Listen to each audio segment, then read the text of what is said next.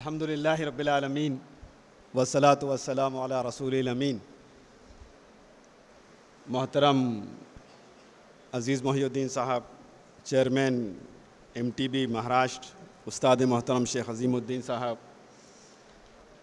Dice पर बराजमान दीगर मुक़र्रिरीन हज़रात, काबिल सद एहतराम बहनों भाइयों, अस्सलामु अलैकुम रहमतुल्लाहि व बरकातुहू।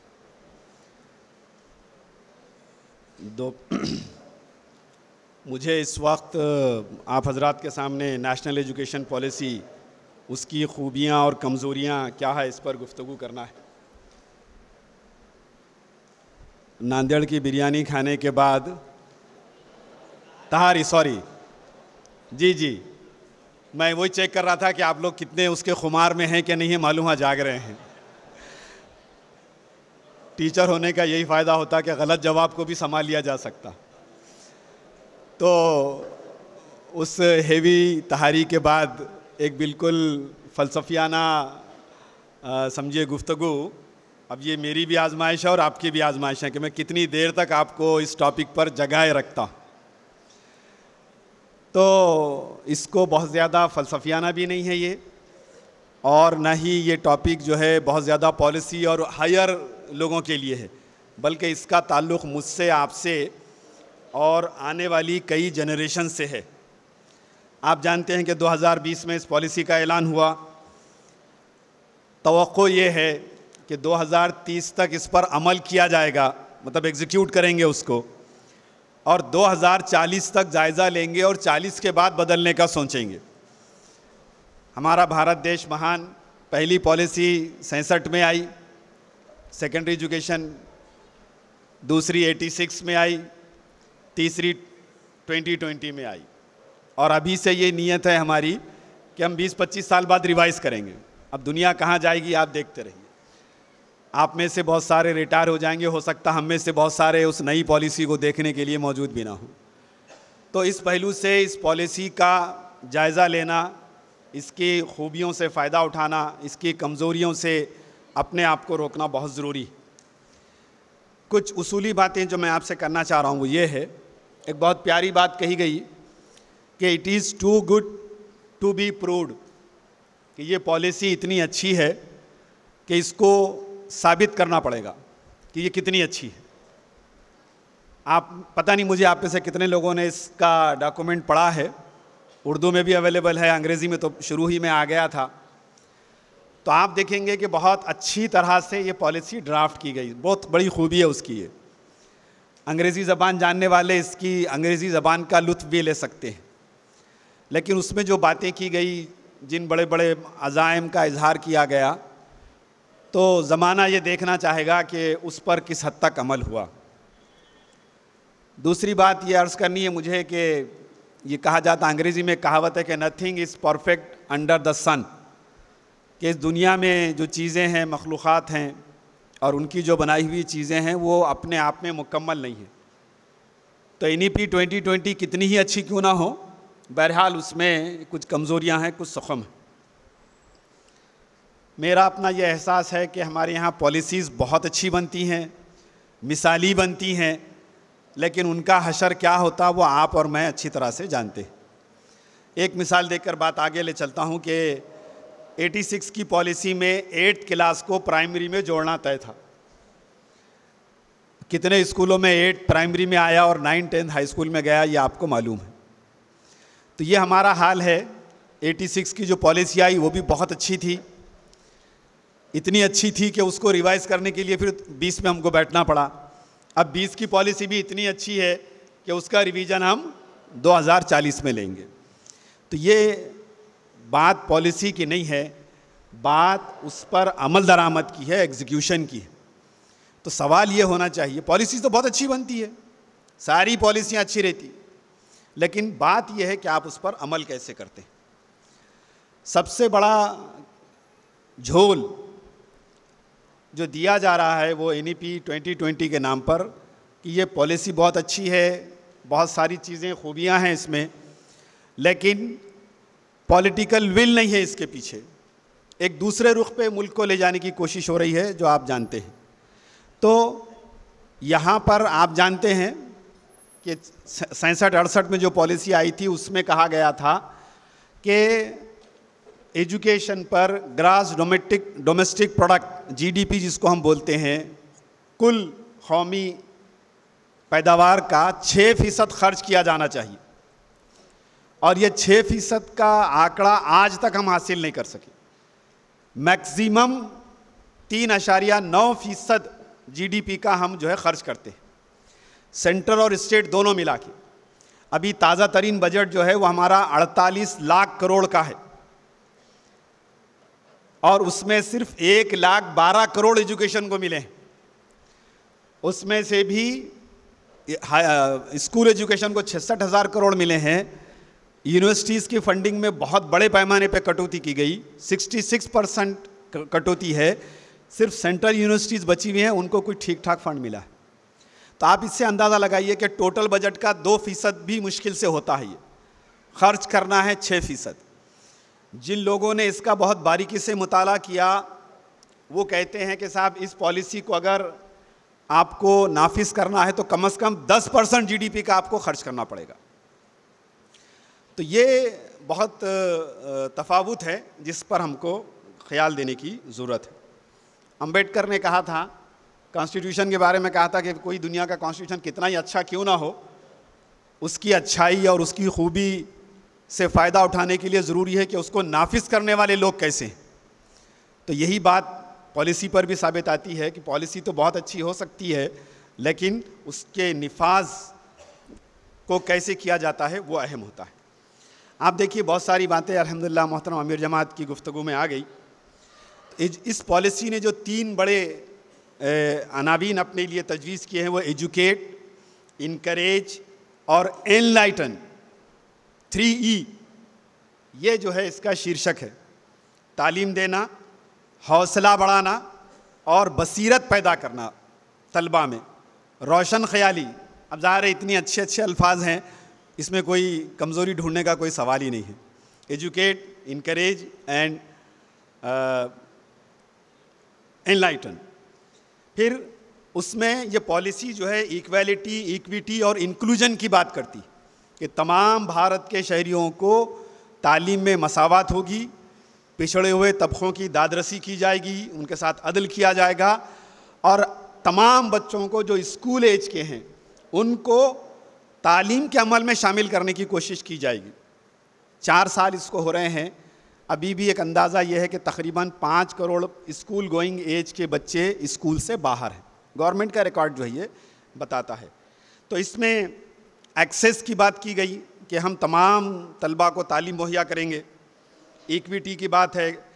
क्वालिटी एजुकेशन की बात शायद पहली बार यहाँ पर इसकी ज़रूरत को महसूस करके उसका इजहार किया गया कि क्वालिटी एजुकेशन पर भी हम बात करें।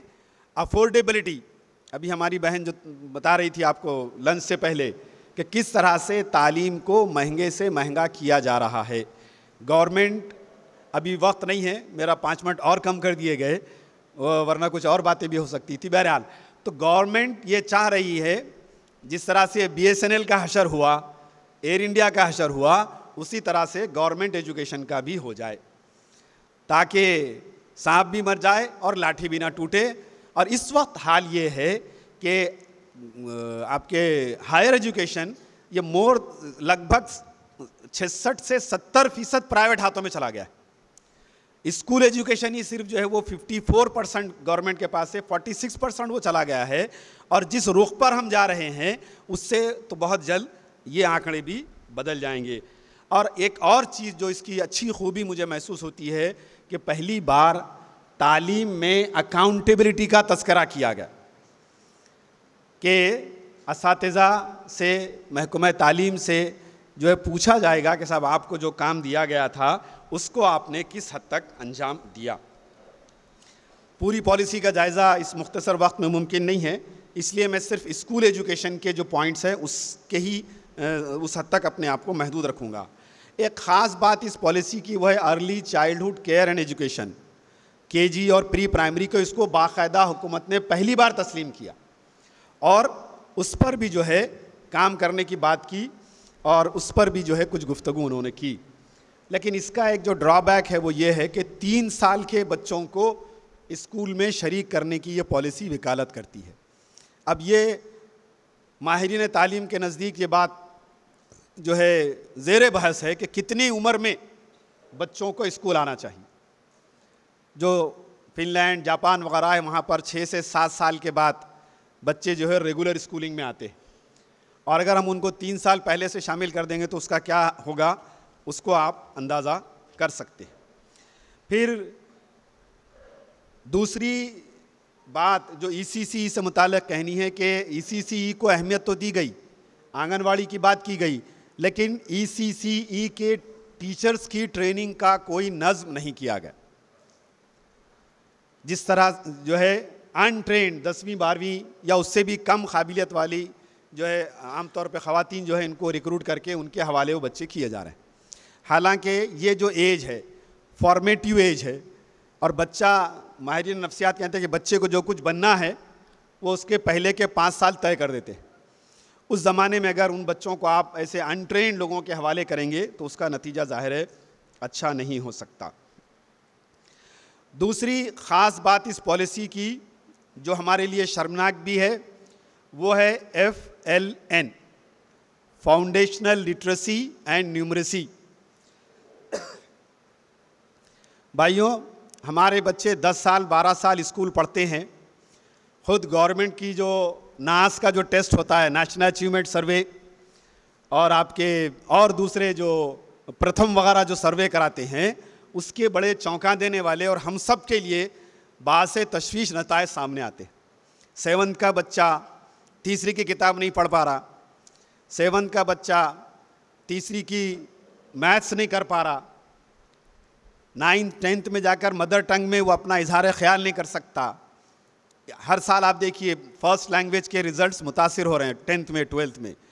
तो इस बात पर ख़ास तवज्जो की गई कि अब बच्चों को हम फाउंडेशनल लिटरेसी एंड न्यूमरेसी में पुख्ता करेंगे, और इसके लिए अल्लाह करे कि ये हो जाए। तो इसमें उन्होंने मुद्दत 2025 की तय की है कि उस वक्त तक तीसरी जमात के हर तालिब इल्म को हम लिखना पढ़ना और बुनियादी रियाजी के जो हिसाब के जो अमाल हैं वो सिखा देंगे। ये एक बहुत बड़ा चैलेंज है, लेकिन इसके पीछे जो वजूहात हैं उसको ये पॉलिसी कोई जिक्र नहीं करती। मसलन असातिज़ा की कमी।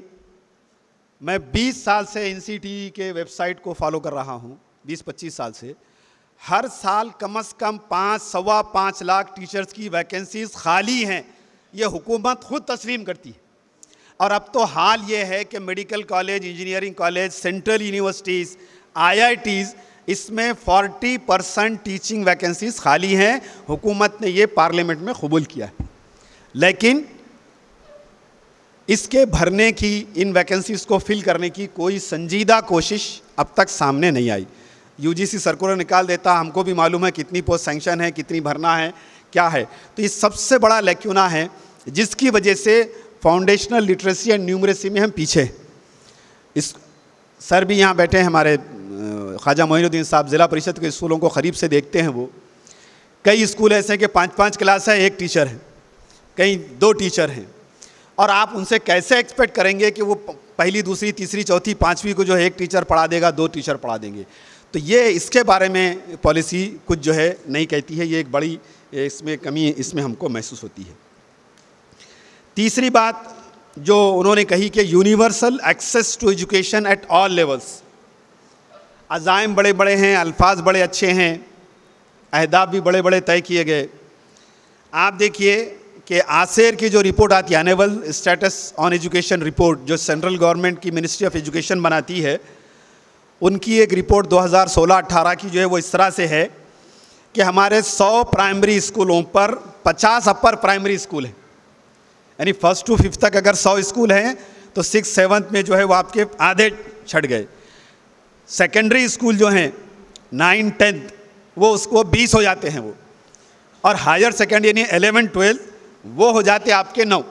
तो ये ऐसा पिरामिड बनता है कि अगर पूरे बच्चे हमारे प्राइमरी के अपर प्राइमरी में जाना चाहें तो उनके लिए स्कूल की तादाद निस्फ हो गई। अपर प्राइमरी अगर पढ़ के बच्चा हाई स्कूल में जाना चाह रहा तो निस्फ से भी कम है, और 11वीं 12वीं करना चाह रहा तो उससे भी कम है। बहुत ही चालाकी से इस डिमांड को किनारे कर दिया गया कि साहब RTE की एज 3 से 18 साल की जाए। इस पर हुकूमत ने कोई वाज़े तयक़ुन नहीं दिया, वो 6 से 14 साल वाला ही बाकी रखा। तो इससे भी हम समझ सकते हैं कि यूनिवर्सल एक्सेस वाली बात कहाँ तक पूरी होने वाली है। नए स्कूल खोलना, अरे जो स्कूल हैं उसमें टीचर मुहैया करना, पहले उस स्कूल के इंफ्रास्ट्रक्चर को दुरुस्त करना, वहाँ की जो ज़रूरी चीज़ें हैं उसको मुहैया करवाना, और उसके बाद ज़ाहिर है फिर हम आगे बढ़ सकते हैं। लेकिन ये एक कमज़ोरी यहाँ पर महसूस होती है। उसके बाद में इन्होंने जो करिकुलम और पेडागॉजी के बारे में जो बात की, तो एक बड़ा अच्छा टर्न है ये, और हम बहैसियत टीचर हम सबको इसका एहतमाम करना चाहिए कि इन्होंने कहा कि साहब आप रोट लर्निंग, रटने का ज़माना वाकई चला गया है। अब अगर तलबा को आगे आप तैयार करना है, जैसे कि बात कही गई कि हमको उन जॉब्स के लिए, उन कामों के लिए तैयार करना है जो आज मौजूद नहीं है। आपकी बसीरत, टीचर की बसीरत पे डिपेंड है कि आगे 10 साल 20 साल के बाद क्या होने वाला है। तो ये एक अच्छा पहलू है कि उन्होंने कहा कि साहब इसको जो है हम आने वाले दिनों के लिए हम क्रिटिकल थिंकिंग, तनक़ीदी नुक़्ते नज़र, गौर फ़िक्र, सवाल जवाब, तख्लीक़ियत, ये हम तलबा में पैदा करना चाहेंगे। लेकिन उसके साथ ही Indian culture, Indianization of education, Indian education system वगैरह पर जो ज़ोर है, उससे आप समझ सकते हैं कि कोरोना भगाने के लिए मोमबत्तियाँ जलाइए, थालियाँ पीटिए और क्या क्या कर सकते कीजिए, कोरोना माँ भाग जाएगी। एक तरफ तो आप ये देंगे और दूसरी तरफ तनक़ीद की, तहक़ीक़ की, तख्लीक़ की बात करेंगे। तो ये ऐसे बहुत सारे तज़ादात उसमें हमको मिलते हैं। फिर आगे आप देखिए, एक और अच्छा पहलू इसका ये है कि इन्होंने मदर टंग, मादरी ज़बान की तालीम में अहमियत को वाज़े तौर पे तस्लीम किया, और इस बात की कोशिशें भी हो रही है। अब पता नहीं कितना वक्त लगेगा उसको और कब तक इंतज़ार करना पड़ेगा कि तलबा को कम से कम 8 तक मादरी ज़बान में तालीम मिले, और 9-10 में जो है फिर वो सेमी इंग्लिश वगैरह की बात हो सकती है। तो ये एक अच्छा पहलू है। इसमें हमारे लिए करने के बहुत सारे काम हैं। बच्चों की मुख्तलिफ़ जो किताबें हैं उसकी तैयारी, सपोर्टिंग लिटरेचर जो चाहिए उसको, उसकी तैयारी, फिर जो बच्चों को मुताले की आदत के लिए कहानियाँ और उस तरह की जो किताबें हैं, और ज़बानों में तो बहुत तैयार हैं। मॉरल एजुकेशन नाम पर उन्होंने भी पूरे सेट के सेट तैयार कर रखे हैं। उर्दू ज़बान अलबत्ता इस सिलसिले में तही दामन है। तो ये हमारे लिए गोया एक तरह से होमवर्क होगा कि हम आगे बढ़कर इस खला को पूरा करने की कोशिश करें। और आगे चलिए आप, तो यहाँ पर अगला जो सबसे बड़ा मसला है हमारा, जिस सुप्रीम कोर्ट तक जो चला गया, वो है हमारा एग्ज़ामिनेशन सिस्टम। और इस एग्ज़ामिनेशन सिस्टम ने क्या गुल खिलाए हैं, ये तो ज़ाहिर है आप हम सब उसके जो है मुतासिरीन भी में से भी हैं, और नस्लों को भी हम मुतासिर कर रहे हैं। तो हमारा ये जो इम्तिहान ओरिएंटेड, हमारे तनवीर साहब बहुत अच्छी बात बोलते हैं, मार्क्सवादी नज़रिया, वो कम्युनिज़म वाला मार्क्सवाद नहीं। हम बच्चे को देखते हैं, स्कूल का रिज़ल्ट देखते हैं तो भी क्या परसेंटेज आया, बच्चे कितने परसेंटेज लिए। एक लतीफ़ा सुन लीजिए, ज़रा फ्रेश हो जाएंगे आप, कि ये मार्क्सवाद हमारे दिमाग में कहाँ तक घुस गया। एक 2 बच्चे अपनी जो है रिपोर्ट लेकर आए, पड़ोस के बच्चे को O+ मिला और जो है उसके बाजू वाले बच्चे को A+ ग्रेड मिला। ज़ाहिर है आप सबको मालूम है कि O+ अच्छा है, A ज़रा कम है उससे, लेकिन बाजू वाले ने इस बच्चे की रिपोर्ट देखकर अपने बच्चे को खूब तंबी की। बोले नालायक, यहाँ पर भी पीछे रह गया, बोले तू यहाँ पर भी तू जो है A नहीं ला सका, बोले O लेकर। बोले बोल भी रहा तो काय का सुनते, क्योंकि दिमाग में बैठा हुआ है A जो है अच्छी चीज़ है। तो ये हमारा गैर ज़रूरी जो है ज़ोर मार्क्स पर, बजाय इसके कि शख्सियत पर जो है तवज्जो होती तालिब इल्म की। और सुबह में भी एक बात आई, उसको दोहराना चाहूँगा अहमियत के पेश नज़र, कि अल्लाह ताला के पास मास प्रोडक्शन नहीं है। दुनिया में कोई 2 इंसान एक जैसे नहीं है। हर तालिब इल्म की इनफरादियत को समझ कर उसकी तरबियत करना है, अब तक चल गया एक ही लेसन, एक ही सब चीज़ें, लेकिन अब आने वाले दिनों में हमको इनफरादी बच्चों की तालीम और तरबियत पर जोर देना होगा। तो ये जो टेस्टिंग का सिलसिला है, इसमें भी बहुत बड़े रिफॉर्म्स की ज़रूरत है। दूसरे ममालिक में सिर्फ 10वीं 12वीं के नताइज पर मेडिकल इंजीनियरिंग में एडमिशन नहीं होता, तो कई तरह के वो टेस्ट रखते हैं, 10 साल का पूरा जायज़ा लेते हैं उसका, फिर उसकी एप्टीट्यूड टेस्ट वगैरह वगैरह लेने के बाद वो तय करते हैं। तो यहाँ पर जो NTA जो बना, नेशनल टेस्टिंग एजेंसी, जिसके कारनामे आप देख रहे हैं, बोलने की ज़रूरत नहीं है, उसी से आप समझ जाइए कि ये क्या हाल है। हुकूमत की संजीदगी इस बात से देखिए, आपके जिस टेस्टिंग एजेंसी को वो सारे इम्तिहानात के लिए लागू करने वाले हैं, उसमें कोई भी फुल टाइम परमानेंट एम्प्लॉय नहीं है। जो काम कर रहे हैं वो ट्रांसफ़र पे आए हैं, डेपुटेशन पे आए हैं, और बाकी सब कॉन्ट्रैक्चुअल है। इतना बड़ा जो है खिलवाड़ शायद ही किसी मुल्क ने अपने बच्चों के मुस्तकबिल के साथ किया होगा। तो NTA का जो हाल है वो आपके सामने है। परख के नाम से एक और जो है एजेंसी का क़याम है।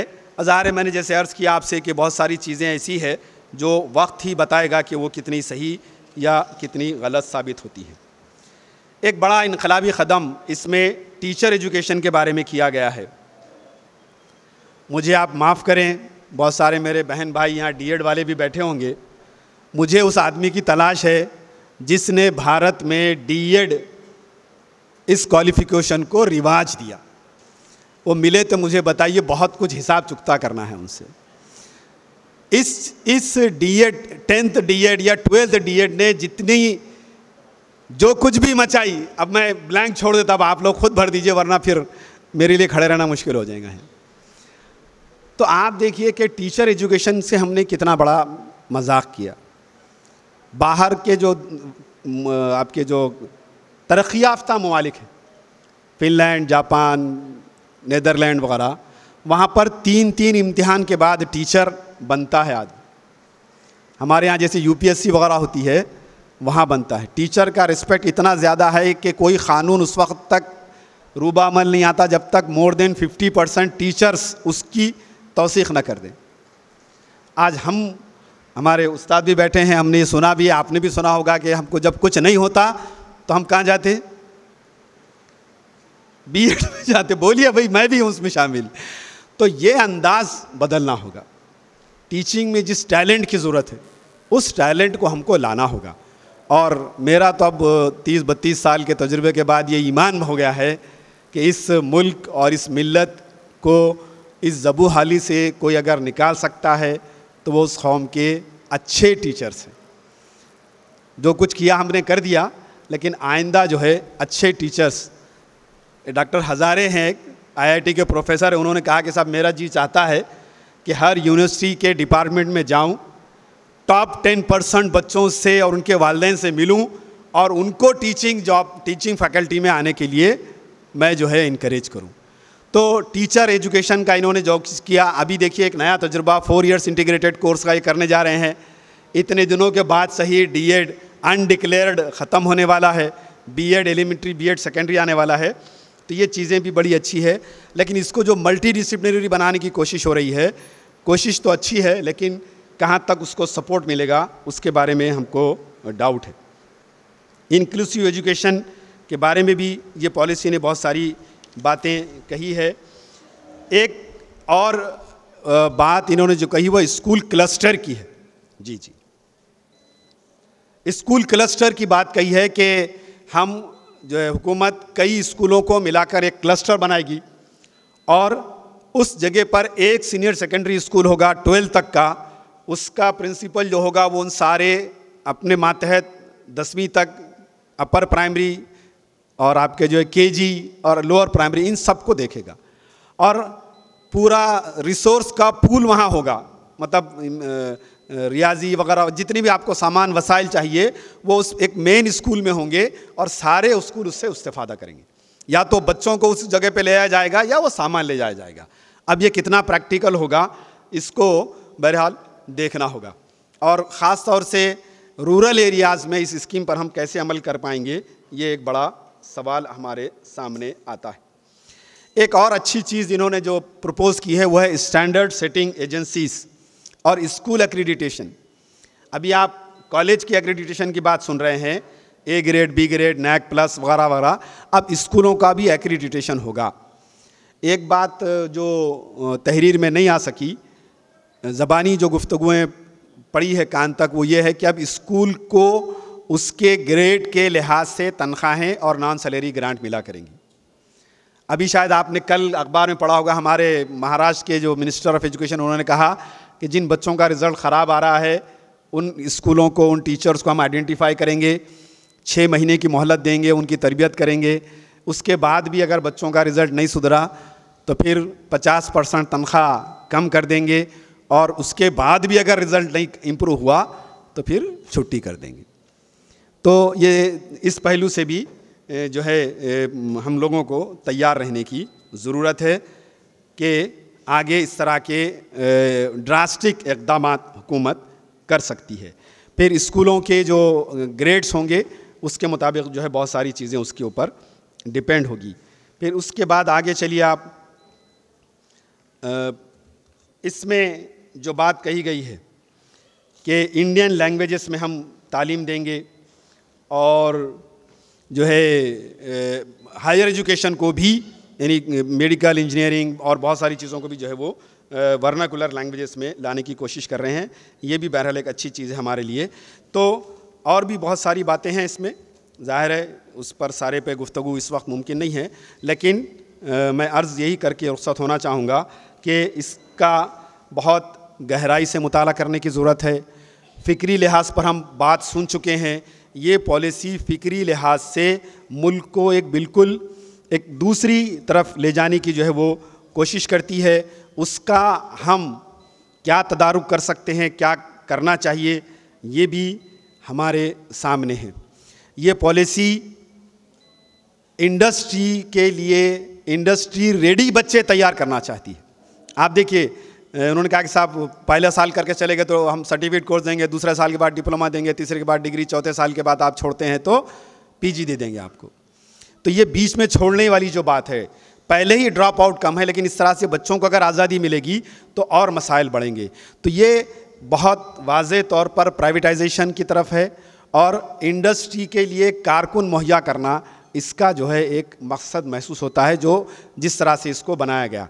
तो बहुत सही तबसरा इस पर किया गया कि NEP 2020 मिसेस ह्यूमन डेवलपमेंट।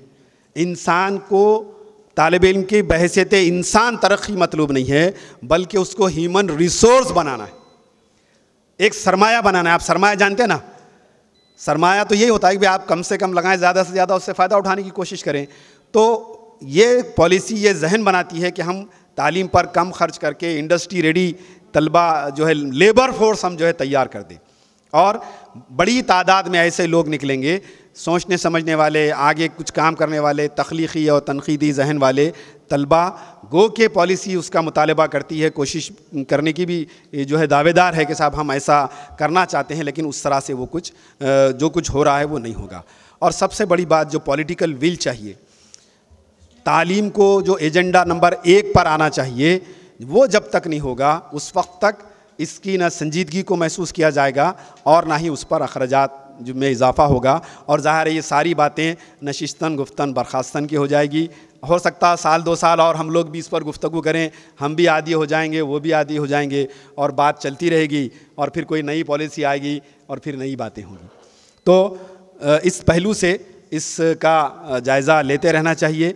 इसके जो मुफीद बातें हैं, बहुत सारी चीज़ें हैं, उससे हमको फ़ायदा उठाना चाहिए, और उसके जो मुज़िर असरात को हम कैसे मिनिमाइज़ कर सकते हैं, ख़त्म कर सकते हैं, इस पर हमारा अच्छी तैयारी होना चाहिए। तभी हम जो है इस पॉलिसी से जो है इस्तेफ़ादा कर सकेंगे। व आखिरु दावाना अनिल हम्दुलिल्लाहि रब्बिल आलमीन, वस्सलामु अलैकुम व रहमतुल्लाहि व बरकातुहू।